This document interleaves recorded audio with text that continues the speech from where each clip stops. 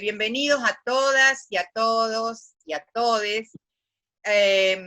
Estamos presentando una nueva actividad en el marco del ciclo Construcción Política en Tiempo Futuro, Voces y Miradas. Es un ciclo organizado por el Partido Solidario de Paraná y al cual le damos la bienvenida. Es un ciclo que comenzamos, podríamos decir que hace un mes que comenzamos, pero que lo fuimos debatiendo, organizando, pensando, imaginando, desde la militancia, ¿no? Porque en este contexto obligatorio de aislamiento, nos falta la calle, a los militantes, a les militantes nos falta salir a la calle. Y por eso nos empezamos a juntar cada vez más y empezamos a desarrollar y a idear cómo llegar a nuestros compañeros, y no solamente llegar para conversar de cualquier cosa o de cuestiones coyunturales, sino también de proponer ideas, proponer ejes para debatir, comenzar a construir conciencia crítica, formarnos, informarnos. Entonces esto, ¿no? Este es el motivo, el objetivo central. Poner en tensión ideas, ejes, que sean fundamentales en este proceso de reconstrucción de un modelo de producción nacional e inclusión. ¿Intentando qué? Intentando abarcarlo en toda su complejidad. Intentando al menos, ¿no? Somos militantes políticos y queremos militar. Queremos construir políticamente, queremos debatir desde diferentes voces, desde diferentes posturas, desde diferentes miradas. Queremos construir, como les decía, masa crítica, y esta es una nueva forma para nosotros de llegar desde el Partido Solidario a compañeros y compañeras. En este caso realmente es un honor, una alegría iniciar esta actividad, que es la presentación del libro Las penas y las vaquitas, Tierra, Fiesta y Sudor en la Argentina Profunda, que para nosotros realmente primero felicitar a los tres compañeros que están presentes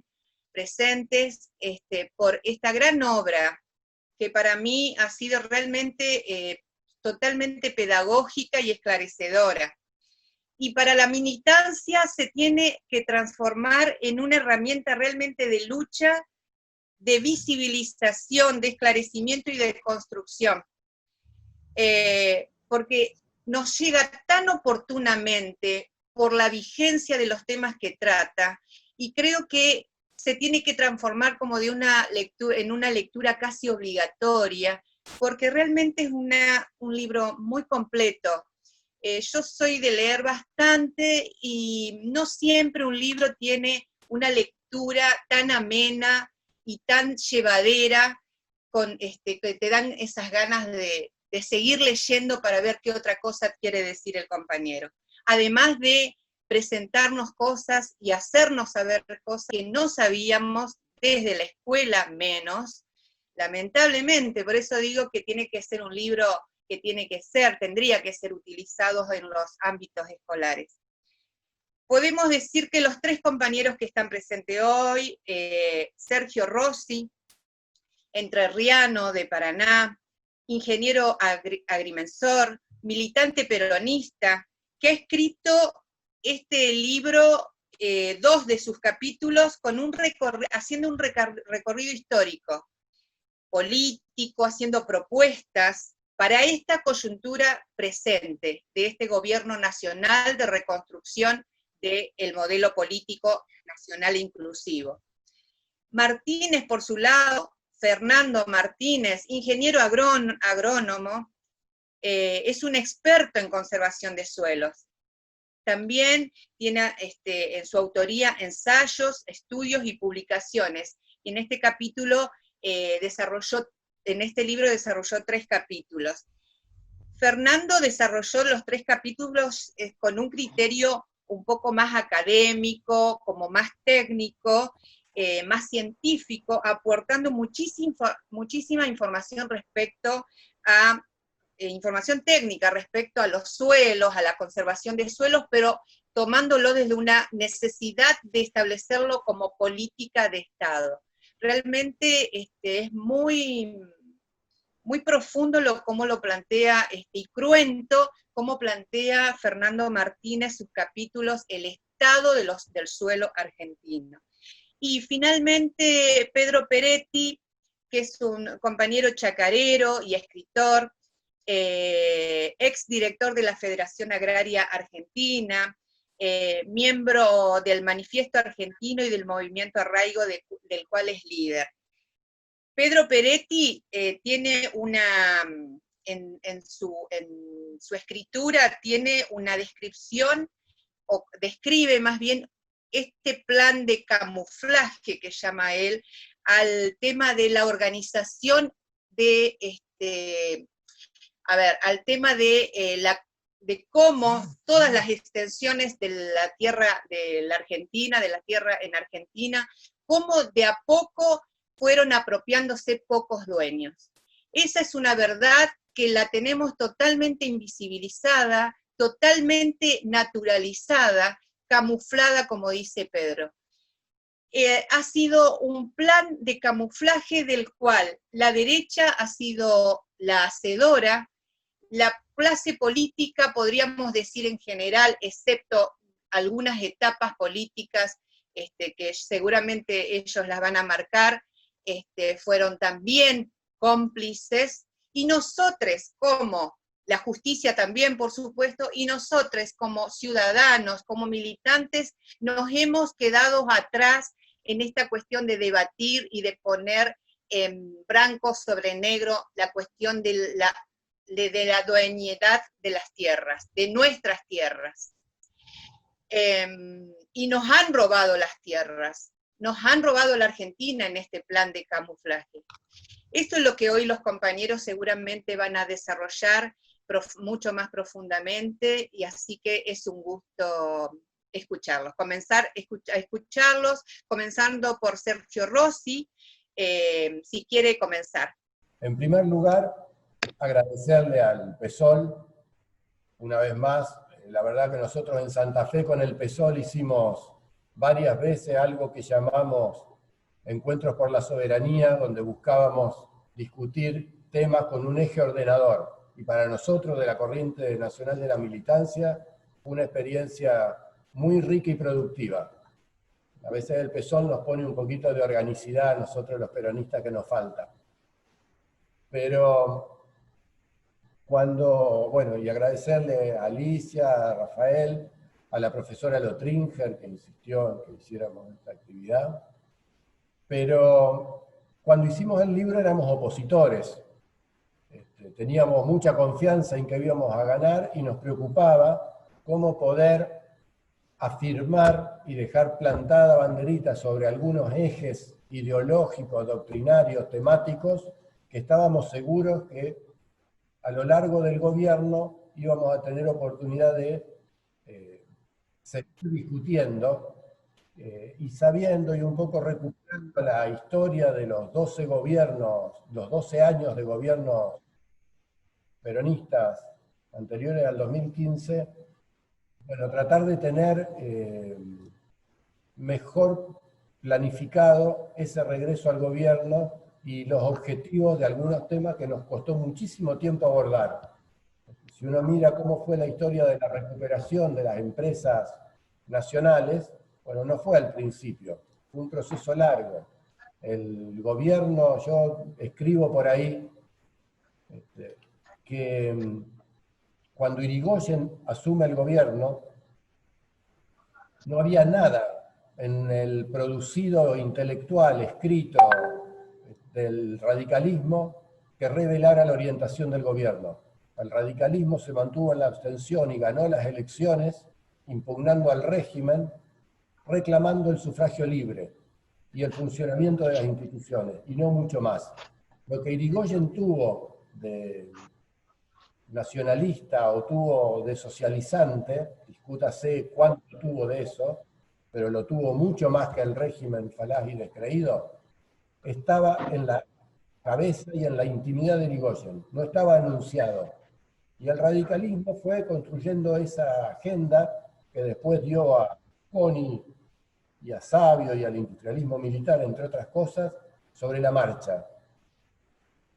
El peronismo surgió totalmente de una manera muy diferente. Surgió con varias ideas, con la planificación del Consejo de Guerra, con una serie de decretos donde estatizó la banca y el comercio exterior entre el 17 de octubre y la asunción del gobierno. Y uno tendría que pensar cómo asumimos nosotros en el 2002. Un poco tiene que ver con el poder que tenemos al asumir, un poco tiene que ver con la dinámica que se le logra imprimir desde las fuerzas populares, y un poco tiene que ver con el sustrato ideológico, doctrinario que impregna nuestra militancia. Kirchner logró el milagro de que la ley de matrimonio igualitario la votase el peronismo, en cuya agenda política no figuraba para nada, y en la intención de muchos de sus cuadros tampoco estaba. Eso fue un proceso de leer la sociedad, estructurar el poder, afianzarlo y ponerlo en actos. Bueno, nosotros decíamos, se abre una nueva etapa, tenemos que aportar a que esa etapa sea mejor y vaya hacia algunos núcleos que no pudimos siquiera gozar ni rozar en el gobierno anterior. Uno de ellos, el que unifica este libro, es la propiedad de la tierra. En realidad, ¿cómo fue que lo hicimos? Fernando hacía tiempo que venía queriendo hacer un libro, Pedro era un militante y un escritor de algunos de estos temas, y nos unimos comentando el primer artículo, el que abre el libro, que lo escribí yo, indignado, cuando lo escuché a Macri hablar de los 70 años de la fiesta peronista. Macri hablando de la fiesta, de los negros, bueno, me pareció tan aberrante que empecé a escribir en Facebook y terminé armando esa crónica histórica, que Alicia mira con demasiado cariño. La verdad está robado todo lo que dice ahí de un libro de un tío de la profesora Lotringer, que se lo robé cuando yo era adolescente, que es José Luis Busaniche. Pero ¿qué es lo que busqué ahí y buscamos en los siguientes artículos? Y lo digo como núcleo militante. Deslegitimar a la oligarquía. Yo creo que nosotros tenemos un primer problema, que es debemos construir socialmente, instalar en el sentido común de nuestros militantes primero y de la sociedad toda luego, la deslegitimación de la oligarquía. Si nosotros creemos que los dueños de la riqueza argentina lo son por mérito, lo son porque han sido innovadores en el proceso productivo, que lo son porque tienen algún derecho que les asiste, bueno, nos vamos a estrellar permanentemente con errores en el abordaje. Y el otro problema es el conocimiento de la materia que queremos discutir, que es lo que Pedro llama la oscuridad del tráfico inmobiliario. Y eso tiene que ver, sintetizando así una consigna demasiado burda, es difícil expropiar a la oligarquía si no sabemos lo que tiene. En las películas que veíamos cuando éramos chicos, los más viejos, de cowboys, en Paraná, mirando el Canal 13 el domingo a la tarde, los indios, que eran indios pero no boludos, mataban al agrimensor en las películas del oeste norteamericano. Sabían que detrás del agrimensor que venía a mensurar la tierra, venía la organización del despojo por parte de la sociedad occidental. Digo, por algo era. Bueno, nosotros tenemos que hacer lo mismo. La avanzada de la razón occidental es el conocimiento y el relevamiento de la tierra. Sin eso, todo se nos va a hacer difícil. Hablaban de libros y editoriales. Peñalillo decía que en la Argentina había una paradoja, que es que la ventaja de los editores, como nuestros problemas perduran y no se resuelven nunca, el libro uno lo puede reeditar y volver a tener éxito. Nosotros estamos discutiendo las mismas cosas hace demasiado tiempo. A veces la memoria nuestra retrocede. Nosotros vamos a hacer ahora un esfuerzo por recuperar los niveles de conciencia, de conocimiento y de detalle en materia de tierras, que es el lugar desde el cual la oligarquía tiene una retaguardia conceptual organizada que segrega, aunque nosotros le ganemos, nuevos tentáculos con los que avanza recurrentemente contra nosotros. y nosotros peleamos de manera aislada, anárquica, y en la pelea se nota esa diferencia de respaldo y de metodología. Por eso ahí lo que buscábamos era tratar de reinstalar en el movimiento, en las izquierdas, en el progresismo, en el peronismo, la idea de el poder total. Yo creo que una de las cosas que pasó tras la caída del muro de Berlín es que nosotros fuimos abandonando las concepciones globales que merecían crítica, conceptos de planeamiento que quizá estaban agotados, ideas que no contemplaban la participación acabada de los actores dispersos, que no recogían tendencias de época. Ahora, la solución fue abandonar la idea de la planificación global y de la recusación absoluta del orden establecido y empezar a disputar las migajas de lo que la oligarquía o los imperios, o el imperio, o la lógica globalizadora deja a disposición. Bueno, yo creo que eso fue lo que le pasó patéticamente a la socialdemocracia europea, que con tal de seguir gobernando terminó alejándose de las masas porque perdió su sentido, y como ya no tenía ningún predicamento sobre las masas tiempo después, ni siquiera le dejaron el gobierno.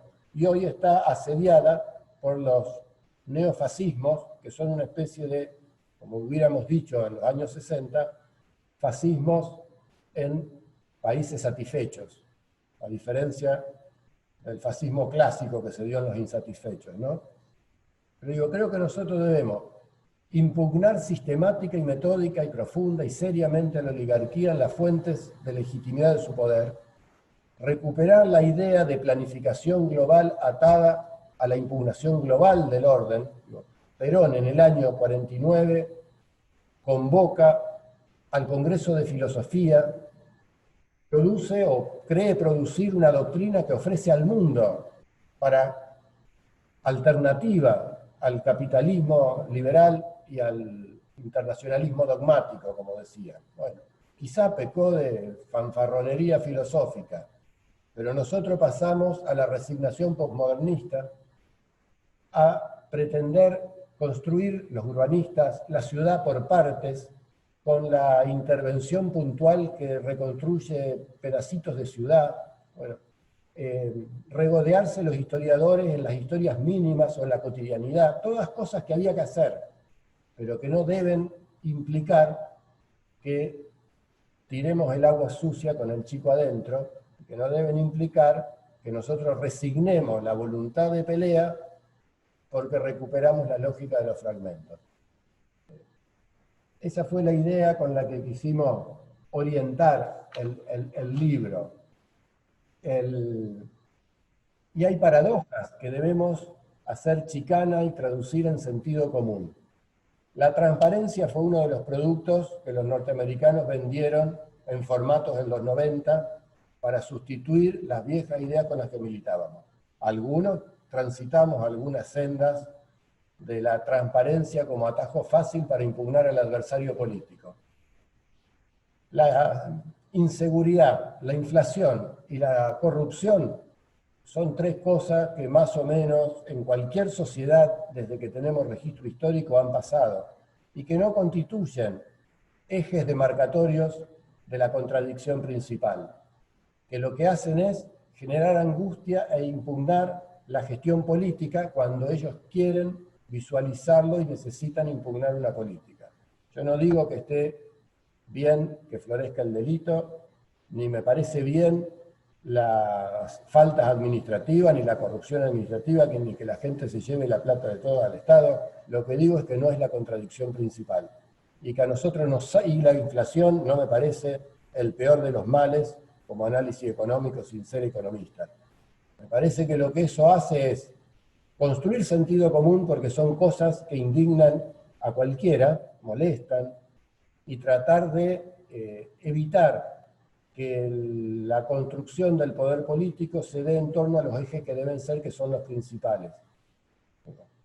Antes debatíamos bastante lo que era la contradicción principal y todo eso, y perdimos largas horas de nuestras militancias universitarias debatiendo esos detalles. Digo.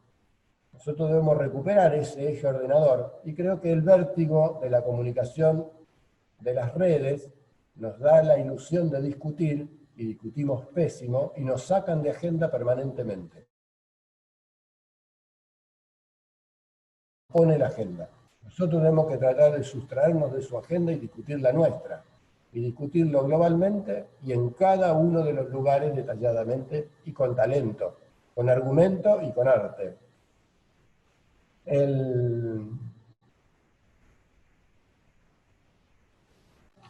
Digo dos cosas más, para no ser largo y que podamos charlar. Cuando hicimos el libro no teníamos idea de que íbamos a estar un año después en plena epidemia. Yo estoy lejos de creer que la epidemia va a dejar, porque sí, un mundo mejor. La estadística me indica que es al revés. Salvo que uno trabaje bastante, creo que va a quedar un mundo peor. Pero sí me parece que la epidemia nos da oportunidad de discutir algunas cosas. La epidemia ha golpeado algunos de los núcleos consagrados de décadas de pedagogía de individualismo consumista neoliberal. Eso no quiere decir que los mate ni que nos suba al escenario a nosotros. Simplemente quiere decir que lo impugna. Digo algunas cosas. Las pestes, que no son nuevas, no es el objeto de la charla de hoy, pero habría que rever El Séptimo Sello, la película Navigator, aquella de más o menos 90 de Nueva Zelanda, y cualquiera de la literatura de las pestes.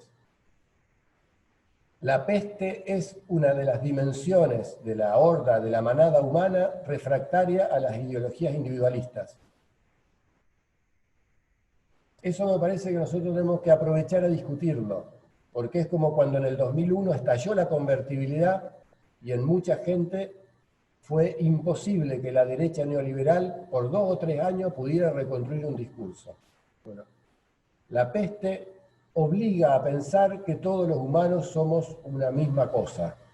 Los ricos y los pobres se mueren igual. Sin saber que íbamos a estar en la peste, yo lo ponía de ejemplo inmobiliario en uno de los pedacitos de las notas, que es la fiebre amarilla en Buenos Aires.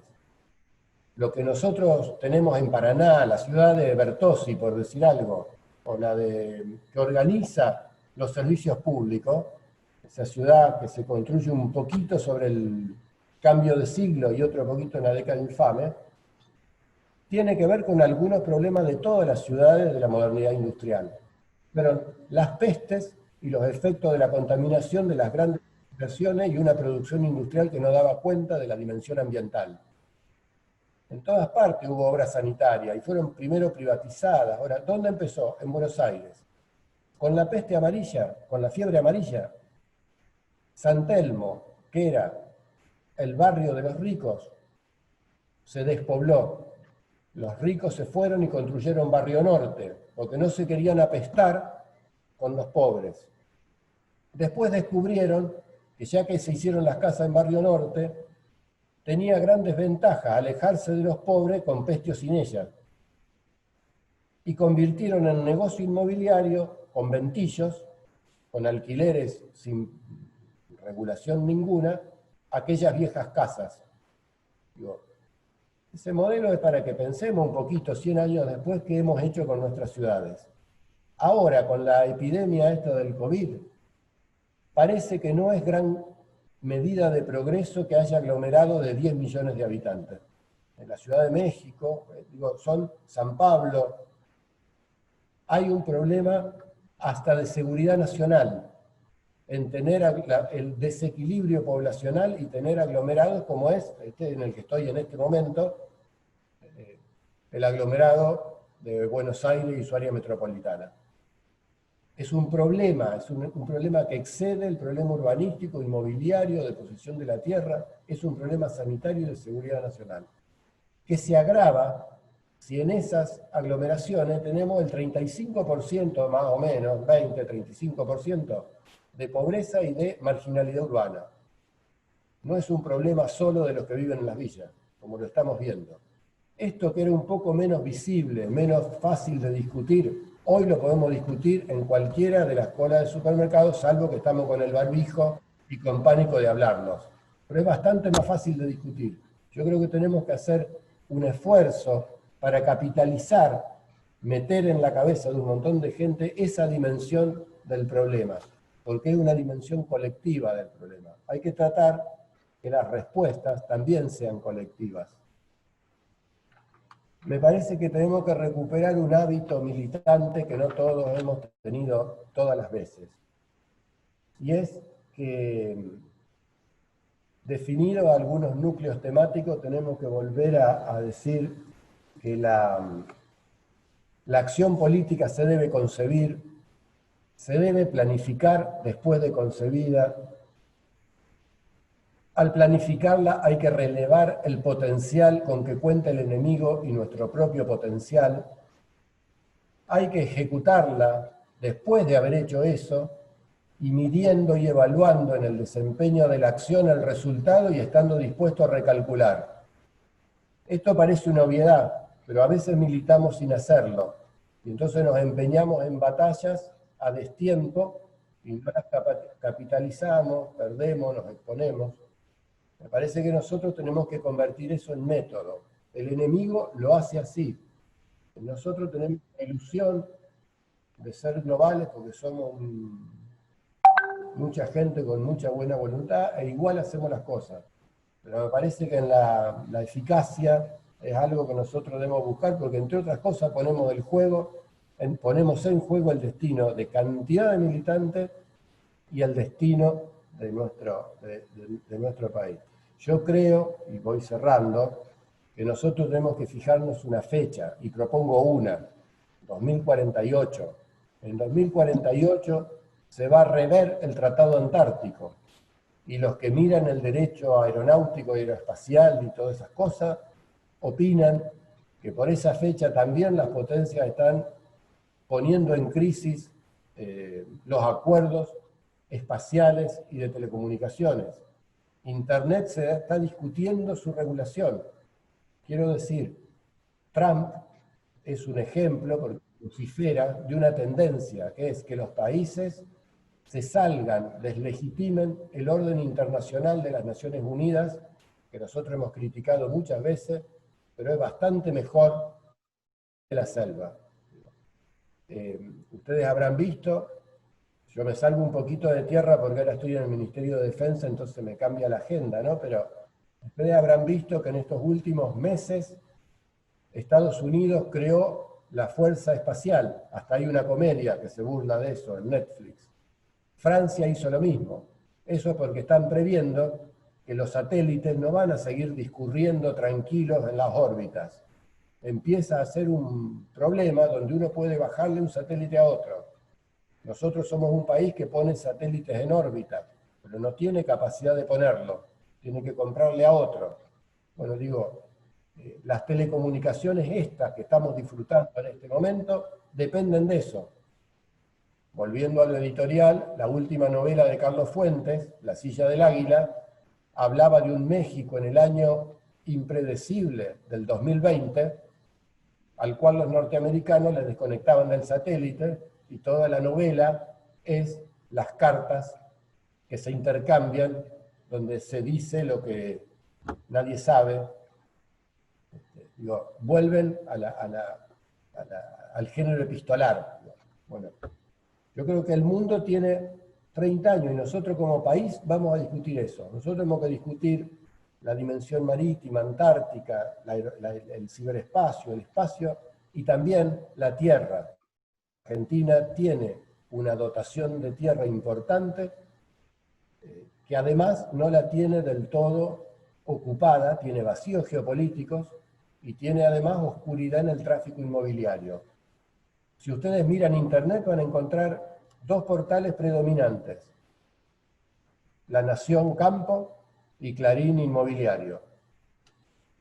Así como el Diario de Paraná se comió a El Heraldo de Concordia porque se alió a La Nación y a Clarín en papel prensa, por siendo la mascarada de la, ¿cómo se llama?, la ADEPA, y por eso pudo tener acceso al papel, como en los 90 Clarín se comió los videocables que habían surgido sueltos como iniciativa privada, no reclamaron un montón de defensores de la iniciativa privada. Bueno, yo creo que ahora, con la proliferación de los Big Data y demás, una de las cosas donde están bloqueando que surjan competidores para el tráfico inmobiliario en Internet es ese.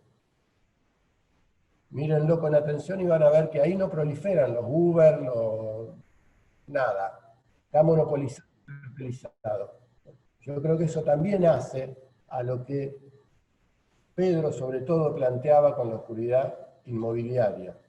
Y creo que sobre eso se monta lo que aborda Fernando Martínez sobre los usos para los cuales estamos exigiendo o degradando nuestros recursos naturales.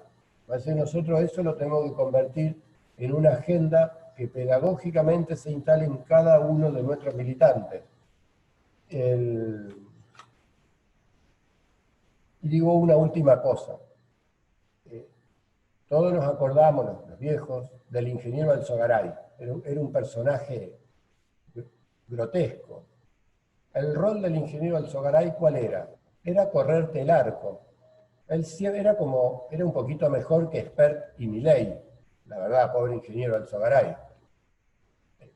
El rol de ellos es ser un partido ideológico que como el horizonte, siempre te corre el arco y te fija una orientación. La alianza oligárquico-imperialista tiene además otro respaldo que produce sentido común, que es Hollywood. O sea, nosotros tenemos que discutir, como decía la canción, el himno a Sarmiento, con la pluma, con la espada y la palabra. Ellos tienen especialización y diferenciación. Hay gente que produce ideología y hay ideología que entra cuando estamos descuidados mirando una serie policial o cualquier pelotudez. Sobre eso hay un dispositivo que acciona como periodista, que acicatea y pone a discutir. Aníbal Fernández le echa aceite de no sé qué en la cara, no sé qué cosa, una rubia que sale ahí. Y el dirigente nuestro tiene que hacer todo a la vez. Entonces se desgasta y es un energúmeno. Bueno, yo creo que nosotros necesitamos dar un salto cualitativo en la organización para poder también nosotros producir ordenadamente en algún lugar los contenidos que algunos compañeros que saben comunicar, aunque no sepan producir los contenidos esenciales, lo desarmen y lo pongan en pequeños pedacitos que la gente pueda apropiar rápidamente. Ideología apta para ansiosos y perezosos. Digo, hay que fracturar el gran contenido y el libro y ponerlo a disposición de otros. Poder hacerlo organizadamente, poder articularlo con el rol de nuestro dirigente, no exigirle a nuestro presidente que es el que tiene que comunicar todo y ser el vocero único del movimiento. Digo, me parece que ahí nosotros tenemos que trabajar largamente y uno de los temas sobre los que hay que trabajar es el de los usos y la propiedad de la tierra y la legitimidad de quienes son dueños de tenerla o no. Y la otra que me parece que nos falta un poquito, aunque no sea de tierras y no sea exactamente de lo que hablamos en el libro, es como movimiento popular o lo que seamos, me parece que a nosotros nos falta también una especie de cultura de procedimientos. Yo creo que nosotros tenemos que lograr herramientas de cómo discutimos. Y que esto de la contradicción principal, a lo que vuelvo, también tiene que ver cada una de las acciones que yo hago, dónde acumula políticamente y para qué sirve. Si yo me enfrasco en Twitter o en Facebook o en lo que sea o en cualquier cosa, nada más que para pelearme con un boludo recalcitrante que está ahí, si es que existe como persona y no es un troll o un robot, que lo único que busca es provocarme, meter ruido, emputecer las discusiones, es como cuando militábamos antes y éramos paranoicos y desconfiados, cuando empezábamos a mirar quién es este morocho que cayó a la reunión con bigotito cortado, anteojo negro, ¿será un servicio? ¿Viste? Antes teníamos ese hábito, ahora retuiteamos como unos pelotudos. Bueno, como hay gente que sabe de comunicación, yo creo que nosotros tenemos que hacer un gran esfuerzo en lo que llamaría la apropiación colectiva por nuestro activo militante de las nuevas tecnologías de la comunicación. No hay que volverse loco, porque la verdad es que entre que salió Gutenberg y se diseminó eso, pasaron unos cuantos cientos de años. Aquello en lo que nos acostumbramos de el periódico que era el soporte del partido leninista, se terminó y demoró tiempo en hacerse, en diseminarse entre los militantes, pero me parece que nosotros tenemos que hacer un gran esfuerzo en desarrollar procedimientos donde nosotros podamos mantener el espíritu crítico en una coalición oficialista que se está reconstruyendo. Digo, nosotros somos un dispositivo que resistió a Macri, que se empezó a unificar con la jugada de Cristina de ser la dirigente con más activo político, que aceptó ir detrás de uno que no figuraba en las encuestas, y eso permitió reaglutinar todo un colectivo que todavía no encontró su punto de equilibrio. Yo a veces creo estar más en el 2003, 2002, que después. Nosotros tenemos que lograr que eso sedimente, acumule y se concentre con procedimientos que nos permitan discutir francamente sin resignar ninguna posición, pero que esa discusión no perturbe la marcha de nuestro movimiento, ni lo fracture, ni le ponga tensiones. Eso es un equilibrio fácil de decir, pero que requiere una cultura de procedimiento que los peronistas solíamos no tener. Yo a veces digo, y termino, de las matemáticas queda el recuerdo, para el que no incursiona demasiado, confunde y dice promedio y equilibrio. Es más o menos lo mismo. Entonces yo hago el chiste y digo, promedio no es igual a equilibrio, porque si yo saco el promedio del acto de Ezeiza, me da bastante equilibrado. Y sin embargo fue un pésimo acto político, porque fue disruptivo, rompió, trajo. Nosotros tenemos que aprender a discutir acumulativamente sin resignar posiciones. Y me parece que en eso las líneas que plantea Pedro, lo que plantea Fernando, están muy bien diseñadas, hay 1000 más. Nosotros en cada uno de los temas que discute nuestra sociedad tenemos que ir haciendo ese ejercicio de tener argumentos sólidos, pedagogía que pueda replicarse en formatos diversos para todos y todas. Gracias. Como para darle la palabra a Fernando Martínez, quiero leer nada más que una primera parte de su capítulo en el libro, que habla de la agricultura de conservación y políticas de Estado, y dice: la implementación a escala nacional de la agricultura de conservación exige una política de Estado específico.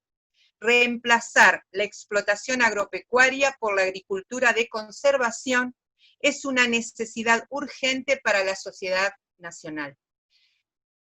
Realmente, Fernando, no es obligación, por supuesto, darle continuidad a lo que decía Sergio, pero a ver cómo podemos enganchar de ahí con todos los planteos y las especificaciones que dabas en tus capítulos. Bien, mira, trataré de comprimir lo que pensaba decir. En principio, quiero rescatar algo que está escrito al principio del libro, que lo escribió Sergio, que habla que hay una serie de debates negados y cuando son asumidos son distorsionados en la sociedad argentina, y el primero de ellos es la tierra.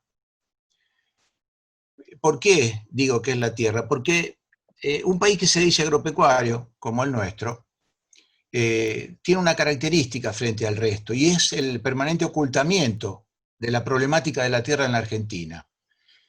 ¿Por qué es el ocultamiento de la tierra? Porque es el núcleo fundador de la sociedad argentina. La vía más corta para esclarecer a toda la sociedad de la problemática actual tiene que ver de la forma de apropiación de la tierra en la Argentina, que tiene un principio que fue colonial y que después lo que más tarde, en 1880 fue la oligarquía, consolidó. Y está todo velado, o sea, lo que hay que hacer es develar la problemática de la tierra.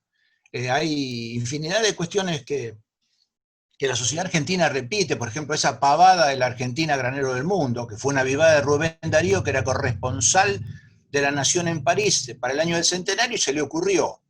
Y encaja perfectamente a la idea que propone la oligarquía, que es lo que dice Sergio, o sea, nuestro trabajo es deslegitimar la construcción que hizo la la oligarquía.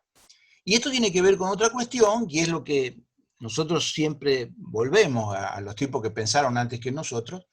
Raúl Scalabrini Ortiz, que fue el primero en develar en escala colosal llamémosle el coloniaje cultural básico que tenía la Argentina, dice que la historia oficial es la sabia organización de la ignorancia. Y respecto a la tierra pasa exactamente lo mismo. No se habla, y cuando se habla hay que el sistema lo desvía. Los 3 artículos mis contribuciones al libro, en realidad tienen una intencionalidad política muy clara que está por atrás, que alguno, digamos, un militante la puede ver, pero para público en general, por ejemplo, podría pasar desapercibido. Uno de los temas eminentemente técnico y tiene que ver con el problema de los excedentes hídricos en nuestra región, que tiene que ver con el cambio climático y demás. Que esos problemas y demás ocurren porque la ocupación del territorio se hizo en otro tiempo, en otro modelo, con un clima que era distinto. Ahora, ¿cómo vamos a hacer en la sociedad argentina, que tiene que ver con Entre Ríos, que tiene que ver con todo el país, para adecuarnos a eso? Si no hay política de Estado, estamos fritos. El problema en la provincia de Santa Fe es que el diseño original, que más o menos termina en 1910, no fue adecuado a la realidad que tenemos ahora, ni a los sistemas productivos, ni a nada. Otro de los trabajos que yo aporto ahí al libro es la verdadera historia de la soja en la Argentina, que no es la que te cuentan ni los grupos ambientalistas, ni lo que te cuenta la sociedad rural, que es muy importante contarlo porque la soja es una creación, si se quiere, hasta peronista, ¿no? Eso hay que leerlo al trabajo. Y el trabajo de que vos leíste una iniciación del tema de agricultura de conservación versus explotación agropecuaria, tiene que ver con otro mito. O sea, es común que en la Argentina se habla de explotación agropecuaria, y el término lo dice, explotar es abusar o destruir, y se hace cagar el suelo. Y lo dice todo el mundo. Y lo medimos, y lo sabemos, y lo conocemos. Hay lugares del país que ya se perdió el suelo, que son desiertos. El caso de, digamos, hablamos por lo menos 2/3 partes de Santa Cruz, todos los llanos riojanos, gran parte del pedemonte de zona de Yunga. O sea, el suelo está destrozado en la Argentina porque el sistema de relacionamiento de la sociedad argentina con el recurso suelo se llama explotación agropecuaria, que es explotarlo. ¿Y cuál es la propuesta? La propuesta vino del lado de las universidades, o sea, de entidades del Estado Nacional y algunos ministerios, como el INTA y demás, que proponen un sistema de relacionamiento diferente que se llama agricultura de conservación. El suelo se puede usar, el suelo se puede utilizar, pero no explotar. Y eso tiene un enorme conflicto con la sociedad, digamos, con los ganadores, digo, entre comillas, ganadores, del agropampeano, que no les interesa la conservación del bien, porque hay gente que son básicamente rentistas, los grandes productores siempre han sido rentistas, y tienen lo que nosotros decimos el mal de la ecuación maldita, que es la de la renta. Y la renta es un cociente entre un numerador y un denominador. Digamos, se pretende que la renta sea mayor, y la modalidad que tiene Argentina, básicamente por los rentistas privilegiados, que fueron los que se apropiaron de la tierra, siempre tendió a achicar el denominador, no aumentar lo que se ingresa, sino a disminuir el costo. Y ahí entonces nos encontramos con una de las características que tiene el agronegocio pampeano, y es que no importa ni la producción ni la productividad, sino que importa es la renta. Y eso es una cosa muy complicada porque como en esa ecuación maldita no se consideran lo que se llaman costos ocultos, ni las externalidades, ¿no? Que creo que todo el mundo sabe lo que es la externalidad, como habla Pedro, de los millones de camiones que pululan por nuestras rutas para mover el cereal, o la volada de plaguicida para un lado y para otro, o la quema de la isla, todas esas cuestiones son externalidades, o sea que es un costo que paga la sociedad en su conjunto por fuera del predio donde se produce, pero también hay costos ocultos dentro del predio, que es la destrucción de materia orgánica, la erosión, la pérdida de nutrientes y demás. Y eso tiene que ver con esa modalidad que impuso la sociedad rural, si queremos, como decir un símbolo de ese sistema de explotación agropecuaria, sociedad rural argentina, que plantea que tiene asumido ese cociente maldito. Entonces en vez de aumentar la producción, trabajar más horas, qué sé yo, que te da más plata por hectárea, el tema es, no gasto nada y recibo mucho. Y ahí entra el segundo componente del agronegocio pampeano, que es producir bienes que coticen en moneda fuerte. Y ahí aparece la soja, pero la soja no tiene la culpa de nada. La soja es una planta que en realidad nosotros siempre lo decíamos, es un suyo mágico, porque es una planta, bueno, habría que verlo, pero bueno, es una planta mágica realmente, porque es el único grano de doble contenido del mundo. Tiene un altísimo contenido de proteína, con aminoácidos esenciales, y además tiene mucho aceite. Y el valor clave de la industria es el valor que se llama Profat, es la suma de proteína y aceite. No hay grano como la soja en el mundo, y resulta que cotiza en moneda extranjera. Entonces la sociedad, el agronegocio pampeano se encamina a eso porque naturalmente es rentista y necesita además el adicional que te da un producto que cotiza en moneda extranjera, porque el adicional que recibe digamos, la clase propietaria argentina es la constante devaluación de la moneda nacional. Es decir, el tipo vende, antes se vendía en libras esterlinas, ahora se vende en dólares, y el dólar o la libra esterlina vale cada vez más plata, yo cuando vendo mi cereal cada vez me va mejor. Pero esto es viejo. El Financial Times de Londres, en 1890, en plena crisis ¿cómo se llamaba, Sergio? Ayúdame, el cuñado de Roca. Tenés cerrado Juárez Selman. ¿Cuál es Selma? Juárez Selma, el Financial Times dice, el peor problema que tiene la Argentina no son los políticos corruptos, son sus propietarios rurales que bombean la moneda nacional todo el tiempo, porque claro, en los términos de intercambio le va a cada vez mejor. Entonces, son rentistas, con lo cual patean en contra todo el interés, pero además reciben un adicional que tiene que ver con la devaluación constante de la Argentina. Si querés, sabemos que el tema de la inflación en la Argentina tiene que ver con eso. Entonces yo lo que propongo es que le entremos a esa construcción de cómo funciona el campo, todos somos el campo, todas esas macanas, que todos somos Vicentín, por el lado de esclarecer qué es el fenómeno sojero en realidad, porque se le acusa de cosas que no se le deberían acusar a la soja, al contrario, la sociedad argentina tenía que estar bastante agradecida de la soja y de las decisiones que tomaron los gobiernos peronistas, ¿no? El otro aspecto es hablar de que tiene que haber un ordenamiento territorial. Todos los estados provinciales tienen que ponerse a la altura del quilombo que tenemos, que es el cambio climático, y actuar en consecuencia.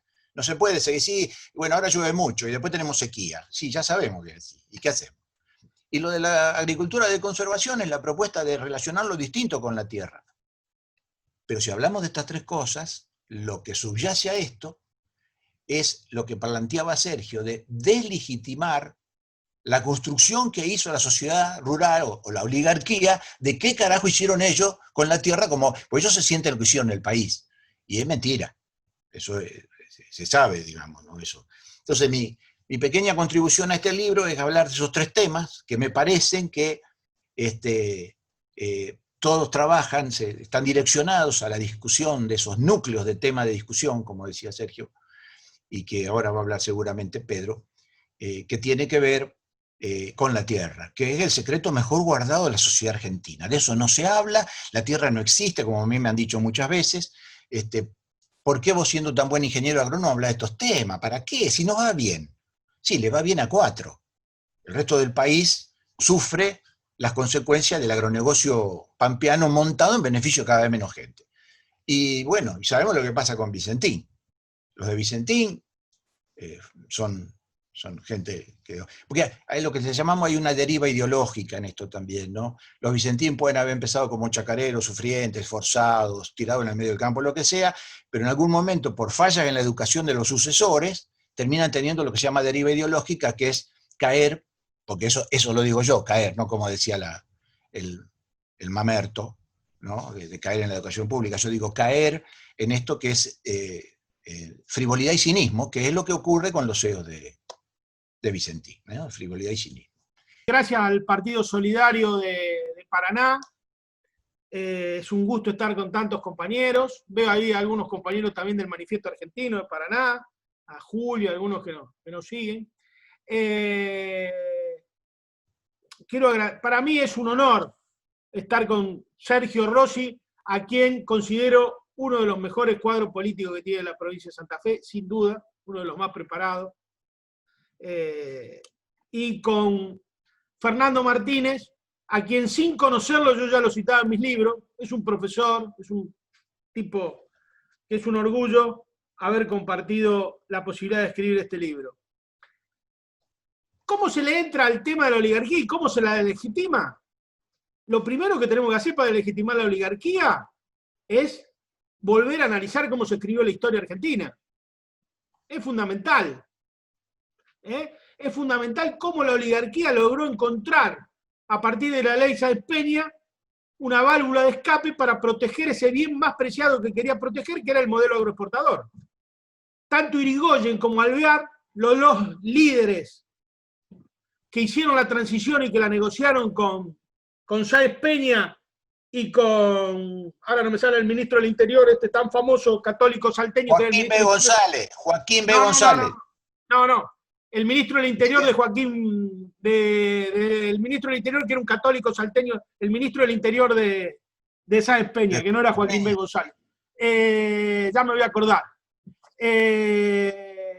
Negociaron una salida. ¿Qué pasó? Pasó que cuando llegó Sáenz Peña, que estaba en Europa, hacía 4 o 5 años que estaba allá, volvió, la Argentina se encontraba en una convulsión social tremenda. Las banderas rojas de anarquista y socialista ondeaban por todos lados y las manifestaciones en Capital Federal eran multitudinarias. Multitudinarias. Ante eso la oligarquía no tuvo más remedio que pactar con la salida más cerca que le quedaba de quién podía proteger el modelo agroexportador, y ese era el radicalismo, cuya última expresión, la sanción de la ley Sáenz Peña, mal llamada ley universal, porque no le daba el voto a las mujeres, solamente votaban, nunca el voto femenino fue parte de la carpeta de proyectos ni de radicales ni de conservadores. En 1946, en 1951, cuando votan por primera vez las mujeres, el radicalismo no eligió un solo legislador femenino. O sea, ahí salieron 28 legisladoras peronistas. Buscan una salida. Irigoyen era un gran terrateniente, tremendo. Imagínense que cuando muere, deja en su testamentaria, que se puede leer en la página 153 de la biografía que le hace Félix Luna, ya había vendido varias estancias, y le quedaban todavía como 25.000 hectáreas de campo. O sea, y Alvear era otro gran terrateniente. Toda la clase política de ese momento era terrateniente. Por eso hubo tantos conflictos entre la naciente Federación Agraria y el Grito del Corta con el radicalismo. El 68% de los ministros de Hipólito Yrigoyen eran socios de la sociedad rural argentina. Es el porcentaje más alto incluso que el de Alvear. Entonces, claro, hay un problema, que hubo una construcción de la historia a través de ocultar siempre cuál es el verdadero obstáculo al desarrollo de la fuerza productiva argentina. ¿Y cuál era ese obstáculo? Era el latifundio. Y ahora, hace una semana, Rafael me mandó un artículo del Financial Times que es muy interesante y que me voy a tomar el atrevimiento de leerlo porque lo dicen ellos, no lo decimos nosotros. El Financial Times llegó a la conclusión que el problema de Argentina no fueron los 70 años de peronismo, sino los 120 años de oligarquía. La frase es de Alan Beattie, el ex economista del Banco de Inglaterra y hoy editorialista del prestigioso periódico inglés. En su libro Falsa Economía, una sorprendente historia económica del mundo, Beattie se pregunta ¿por qué Argentina no fue Estados Unidos? Y su respuesta es simple. Mientras Estados Unidos repartió la tierra en parcelas pequeñas, Argentina se la dio a unas pocas familias. Estados Unidos favoreció a colonos usurpadores, Argentinas a terratenientes. El resultado inmediato fue que mientras en Estados Unidos la poca tierra obligaba a la innovación para optimizar y mejor ganancia, al latifundio argentino le alcanzaba con vacas, ovejas y alambre de púa. Lo están diciendo los economistas, lo están diciendo los ingleses. Esto mismo nosotros lo venimos repitiendo en la Argentina, modestamente, y perdón la autorreferencia, en varios escritos que hemos dicho años anteriores sobre el carácter del latifundio argentino y cómo se repartió la tierra. Pero bueno, seguimos. Las economías rara vez se hacen ricas solo con agricultura. Gran Bretaña había mostrado el camino industrialización, pero las élites argentinas rechazaron la industrialización para seguir mamando de la teta de la explotación agropecuaria latifundista. Entre 1880 y 1914, el sistema político norteamericano se adecuó dinámicamente a los cambios, a las demandas de su población. El sistema argentino permaneció obstinadamente dominado por una minoría autocomplaciente. Dice Bettel que Estados Unidos hubiese sido como Argentina en el sur, espere que se me pierde acá si el sur racista confederado hubiera ganado la guerra civil. Al final de la Primera Guerra, las exportaciones de grano y carne cayeron. Al final de 1920, las exportaciones ya eran 2/3 menos. Estados Unidos ya había comenzado un proceso de recambio económico. Las élites argentinas lo rechazaron. Fíjense, esto es muy importante tenerlo en cuenta. Muy importante tenerlo en cuenta. Estados Unidos había comenzado su recambio económico con industrialización y al final de la Primera Guerra invirtió ahorros propios en quedarse con industria europea. Sí, recurso después de la guerra y se posicionó como potencia mundial. La Argentina oligárquica desapareció del mundo. Esta es una opinión que la podemos certificar tranquilamente nosotros. Cómo se fue organizando lo que decía Fernando, cómo se organizó, que decía Scalabrini, y cómo se va tapando paulatinamente todas las cuestiones, y que para deslegitimar la oligarquía, como pedía Sergio, lo más importante es empezar a deslegitimar desde la historia, desde el origen mismo de cómo se viene falseando y poniendo al invisibilizando al latifundio constantemente. En ese sentido, ha habido muy buenos cambios en la Argentina que ha traído el nuevo gobierno. Entre ellos, el proyecto de Leandro Busato, el presidente del bloque de diputados provinciales del Partido Justicialista de Santa Fe, que a lo mejor ustedes lo deben conocer por vecindad, ha presentado el mejor proyecto que se presentó en democracia sobre el impuesto inmobiliario rural en la República Argentina. En donde se ve claramente el papel del latifundio, donde se ve claramente el papel de lo que es el monocultivo sojero, en lo que se ve claramente la ventaja de la chacra mixta, en donde diferencia las políticas públicas impositivas de acuerdo al tamaño. Porque además, el debate agropecuario esconde un tema central, que es el tema del tamaño. Usted no puede sentarse frente a un productor agropecuario a discutir sin preguntarle primero cuánta tierra tenemos. No es una indiscreción, no es violar un secreto fiscal. Porque usted se sienta frente a un industrial y le dice, yo soy pyme. ¿Qué significa? Que soy un industrial chico. Yo soy una gran empresa, soy Roca. Entonces, discute de otro lugar, pide otras cosas. Ahora usted se sienta por un productor agropecuario y dice, yo soy productor agropecuario. Sí, claro, bien. ¿Y cuánta hectárea tenés? Bueno, primero nadie quiere decir. Si tenés 50 es una cosa, si tenés 5.000 es otra, si tenés 500 es otra, y si no tenés nada es otra. Digo, el debate con el sector agropecuario debe pasar por el tamaño de la explotación agropecuaria. El tamaño. El tamaño tiene un valor inestimable a la hora de diagramar una política pública agropecuaria. Y eso lo pone en primer punto el proyecto de Busato, que merece ser leído y merece ser escuchado. Y también en ese punto, el impuesto a la riqueza también toma dos viejas luchas nuestras, como la diferenciación de las políticas públicas tributarias. Le cobra un impuesto a los ricos, y dentro de esos ricos le va a cobrar un impuesto porque seguramente todos esos son latifundistas. La mayoría de esos ricos son todos con propietarios de campo.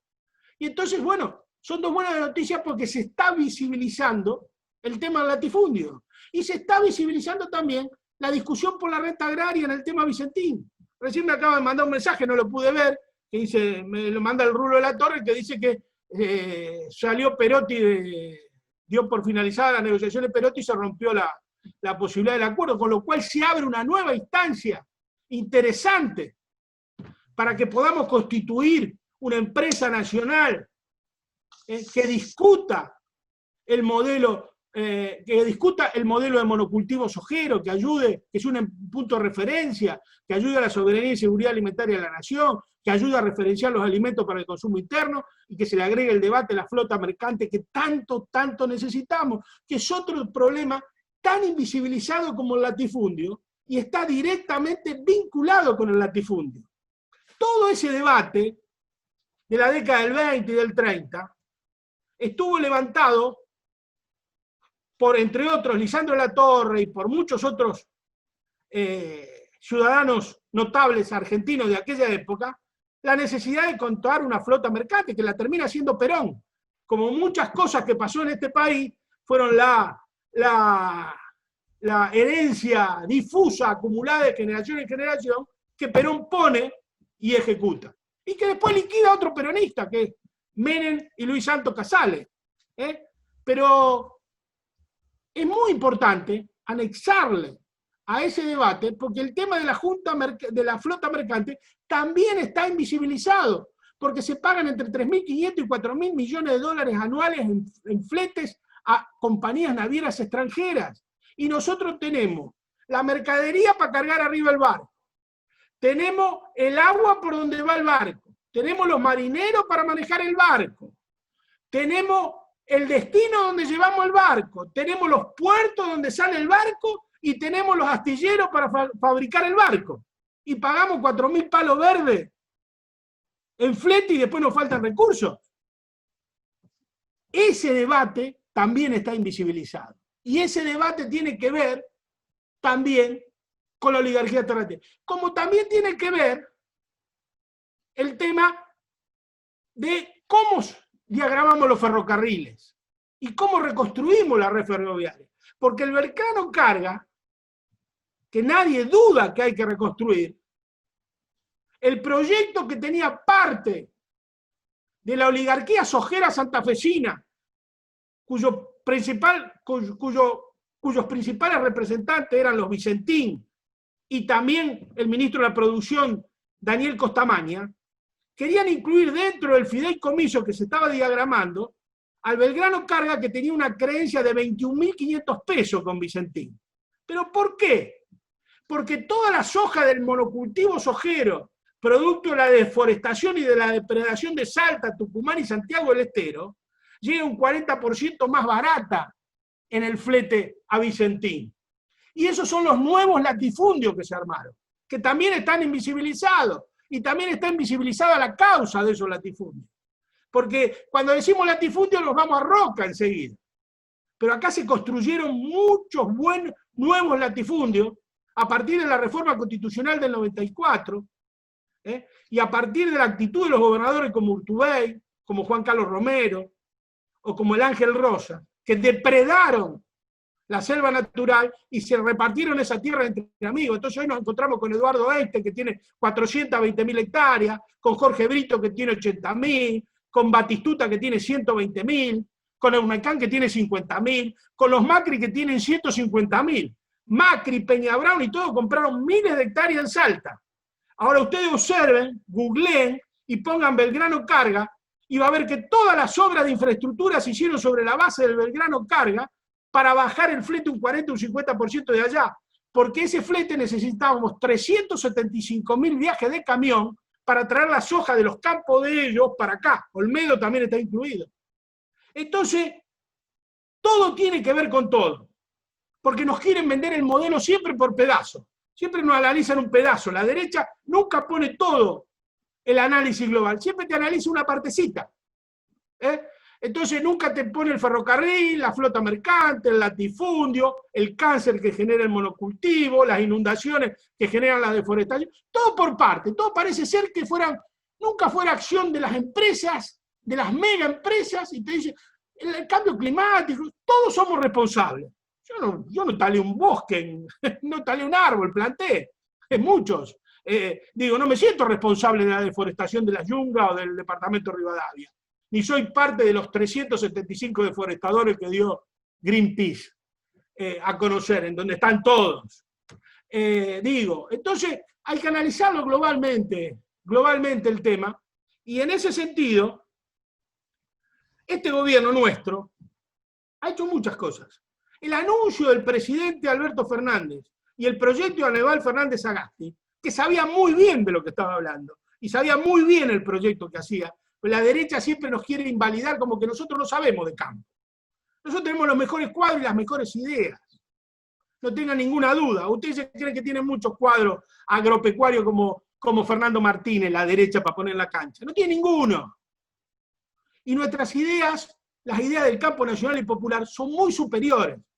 Entre otras cosas, ¿saben por qué son muy superiores? Porque nuestras ideas en general y en materia agropecuaria en particular son superiores porque nuestras ideas propenden al bien común, propenden a que estemos incluidos todos, a la soberanía y seguridad alimentaria para todos, que haya alimento accesible para todos, sano para todos. En cambio, las ideas de ellos solamente propenden a engordar sus cuentas bancarias. Y esa es una diferencia sustancial. Pero ¿qué pasa? Nosotros nos tiran 2 o 3 chicanas y ya nos retiramos, y ya no discutimos más.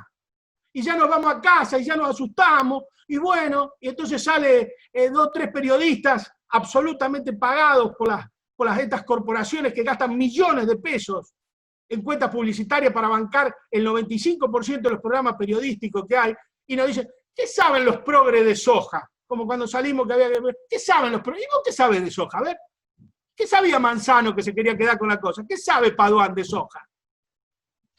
Entonces, digo, a ver, ¿dónde está esa sapiencia? A ver, gringos brutos, casi ignorantes y analfabetos, como eran los que fundaron AFA en 1932, hace 100 años que vienen comercializando grano. ¿Y nos van a enseñar ellos? Lo difícil no es comprar un camión de soja, subirlo a un barco, molerlo y hacer aceite. Lo difícil es poner en órbita el ARSAT. Y lo hacemos. Lo difícil es poner el SACOM B1 que estamos largando ahora en Cabo Cañaveral, que va a dar información fundamental para hacer la agricultura de precisión. ¿Y quién lo hace? El Estado, al que ellos denostan y nosotros defendemos. Por eso que hay que analizarlo globalmente. Yo me fui un poco de la rama, pero sí quiero decirles lo siguiente.